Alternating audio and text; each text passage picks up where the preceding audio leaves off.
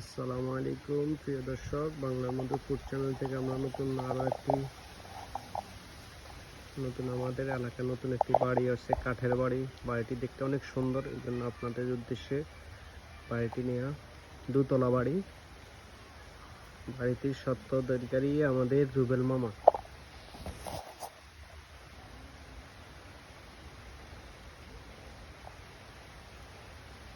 বাড়িটি কেমন হয়েছে সবাই জানাবেন।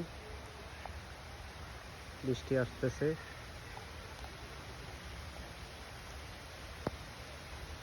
মাশাআল্লাহ মাশাআল্লাহ, সবাই একটু কমেন্ট করে যাবেন বাড়িটি কেমন হয়েছে। দোতলা বাড়ি,